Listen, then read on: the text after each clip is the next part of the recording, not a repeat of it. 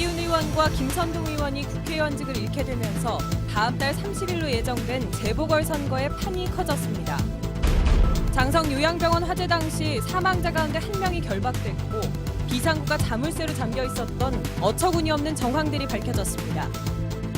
다음 달부터 기초연금이 지급되는 가운데 광주는 10만 6천여 명이 해당되는 것으로 집계됐는데 기초수급자들은 되려 기초생활 생계비가 줄어드는 문제가 발생했습니다.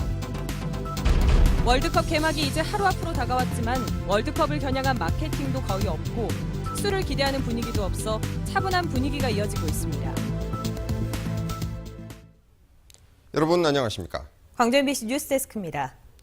오늘 우리 지역 국회의원 2명이 의원직을 잃었습니다. 백이훈 의원과 김선동 의원이 대법원에서 의원직 상실형을 확정받았습니다.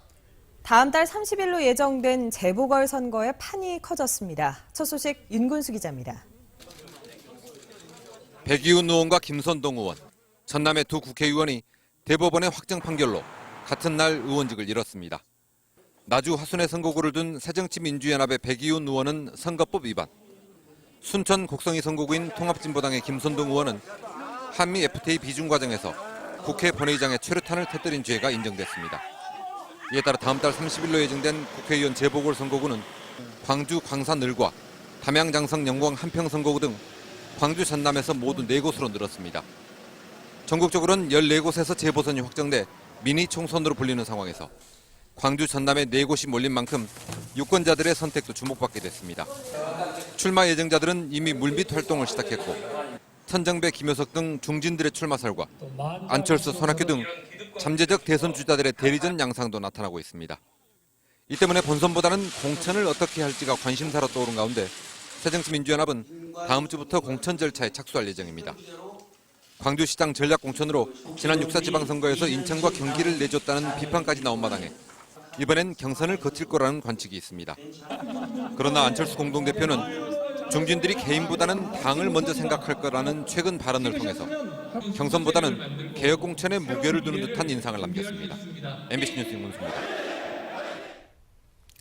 장성 요양병원 화재 당시 입원 환자들의 손발이 묶여 있었다는 사실은 얼마 전에 보도해드린 바가 있죠.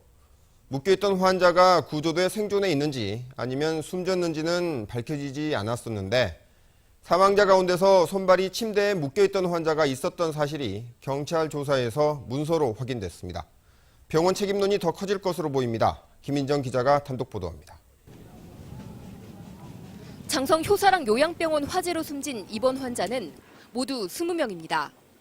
이 가운데 89살 정모 씨가 화재 당시 침대에 묶여있던 사실이 확인됐습니다. 경찰이 역시 화재로 숨진 간호조무사가 작성한 근무일지를 확인한 결과 정 씨가 진정이 되지 않아 신체 억제제를 사용했다고 기록돼 있었던 겁니다. 계속 소리를 지르고 심상 난간을 발로 차고 진정이 되지 않아서 억제제를 사용했다 이렇게 되어 있습니다. 또 병원 비상구 2곳 중 한 곳은 자물쇠로 잠겨 있었던 사실도 추가로 드러났습니다. 잠겨 있었던 비상구는 불이 난 다용도실 바로 옆에 위치해 있어서 화재 당시 소방관들이 반대쪽 비상구까지 침상을 밀어 구조해야 했던 것으로 밝혀졌습니다. 경찰은 소방 안전 책임자인 병원 행정원장과 관리 과장에 대해 구속영장을 신청했습니다. 비상구 왜 자물쇠로 잠궈두신 겁니까? 죄송합니다. 유가족 여러분들께 대단히 죄송하게 생각합니다. 경찰은 중간 수사 결과 발표를 통해 이번 참사의 원인으로 병원 건물이 화재에 취약한 샌드위치 판넬로 지어진 점과 간호 인력을 부적정하게 배치한 점, 부실한 소방 안전관리 등을 꼽았습니다. 경찰은 병원이 불법으로 증개축된 의혹과 요양급여를 허위 청구한 정황도 있다고 보고 수사를 계속하고 있습니다. MBC 뉴스 김희정입니다. 오늘 낮 광주에 집중호우가 쏟아지면서 곳곳에서 비 피해가 잇따랐습니다. 비가 집중됐던 오늘 낮 2시부터 3시 사이 광주역 인근 도로를 비롯해 시내도로 곳곳이 갑자기 내린 비에 침수됐습니다. 또 오후 2시 10분쯤에는 광주시 북구 월출동 모 택배회사 물류센터 사무용 지분 건물이 강풍에 날아갔고 이 때문에 이 일대 공장에 정전이 발생하기도 했습니다. 오늘 광주에는 오후 3시를 전후해 시간당 25mm의 집중호우가 쏟아졌고 광주 우남동에는 지름 1cm 안팎의 우박이 내리기도 했습니다. 노후생활 안정을 위한 기초연금이 다음 달부터 광주 전남 지역 노인들에게도 지급됩니다. 기존 기초노령연금에 비해 지급액은 늘었지만 기초수급자 노인들의 상대적 박탈감은 불가피할 것 같습니다. 정용욱 기자가 자세히 알려드립니다. 만 65세 이상의 소득 하위 70% 노인들에게 다음 달 25일부터 기초연금이 지급됩니다. 광주의 경우 10만 3천 명가량이 대상자입니다. 이 가운데 90%는 국민연금을 못 받거나 가입 기간이 짧아 30만 원 이하의 국민연금을 받는 노인들로 최대 20만 원이 일괄 지급됩니다. 나머지 10%는 소득과 자산을 바탕으로 정해지는 소득 인정액에 따라 20만 원 미만에서 차등 지급됩니다. 2008년부터 시행되고 있는 기초노령연금과 비교해 기초연금은 최고 지급액이 2배 증가했습니다. 기초연금의 경우 국민연금이나 기초생활 생계비 등을 소득으로 보고 기초연금 지급과 연계시키는 점이 가장 달라진 부분입니다. 노인 기초수급자에게 지급되는 기초연금이 소득으로 분류되면서 기초생활 생계비 지급이 그만큼 줄어 줬다 뺏는 것이라는 불만이 나오는 이유입니다. 우리 정부에서는 이게 기초수급자에 대한 금액하고 기초노령연금을 지급했을 경우에 이중 중복 지급으로 계산하기 때문에 다른 사람의 형평성을 감안해서 그 감액을 한 것으로 알고 있습니다. 기초노령연금을 받고 있다면 자동으로 기초연금 대상자로 전환되고 신규 대상자는 동주민센터에 신청하면 됩니다. 또 복지정보 포털 사이트를 이용해 받는 연금액이 얼마나 될지 미리 계산해 볼 수도 있습니다. MBC 뉴스 정용욱입니다. 내일 월드컵이 개막하죠. 예년 같으면 지역에서도 유통업체들이 벌이는 이런저런 마케팅이 본물을 잃었겠지만 올해는 이런 특수를 기대하기 어려워 보입니다. 이재원 기자입니다. 백화점 정문이 미니 축구장으로 변신했습니다.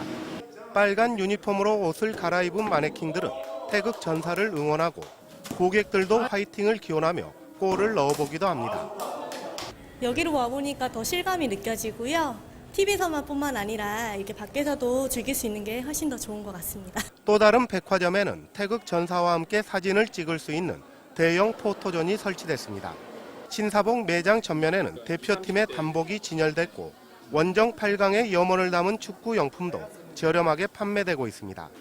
이렇게 활발하게 빨간색으로 이렇게 마케팅을 한다거나 월드컵 위주로 하진 않는데 지금 선수들 응원하는 차원에서 선수들이 입었던 단원복이라든지 하지만 세월호 참사에다 경기 침체까지 겹치면서 예년에 비해 월드컵 분위기는 쉽게 달아오르지 않고 있습니다.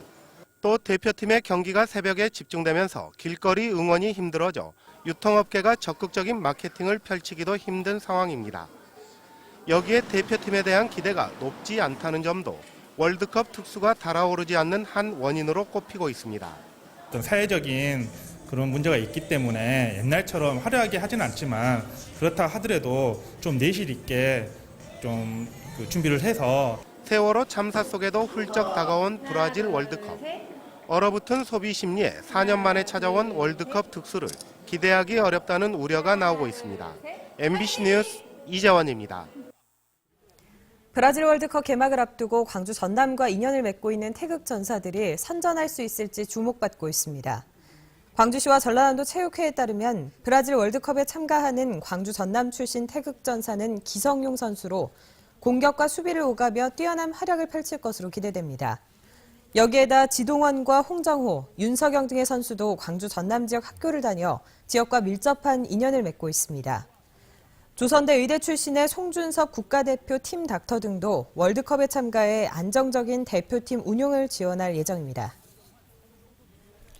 일가족 5명이 숨지는 등 대형 교통사고로 사망자가 잇따른 화순 쌍봉 교차로가 내일부터 한시적으로 폐쇄됩니다.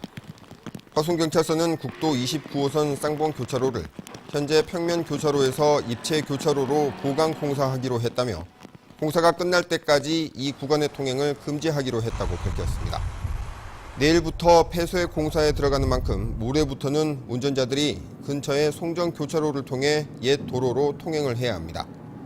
지난 2010년 개통한 화순 국도 29호선에서는 지난해 11월 일가족 5명이 숨지는 교통사고가 났는 등 이를 포함해 이후에만 교통사고로 10명이 숨졌습니다. 윤장현 광주시장 당선자가 취임식은 소박하게 치르고 관사는 쓰지 않기로 했습니다. 시정 업무 인수기구인 희망광주준비위원회는 다음 달 1일로 예정된 광주시장 취임식은 시민들과 함께 하되 소박하게 치르기로 했다고 밝혔습니다. 또 윤 당선자가 시장 관사를 이용하지 않고 현재 살고 있는 자택에서 계속 살기로 결정했다고 덧붙였습니다.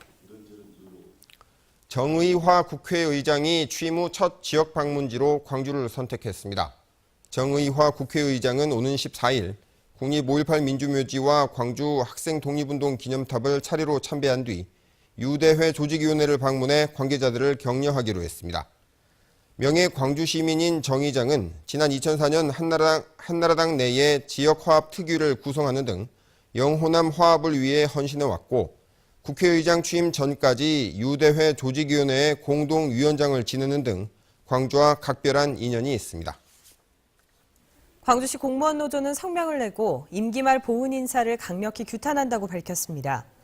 광주시 공무원 노조는 성명에서 교통약자 이동지원센터에 강훈태 시장 선거 캠프에서 활동한 인사 3명을 채용하기 위해 인사위원회가 이틀째 열리고 있다며 채용 절차를 중단하라고 촉구했습니다. 광주시 인사위원회는 어제 위원들의 반대로 신규 채용을 부결시켰지만 광주시는 오늘 다시 회의를 소집했습니다.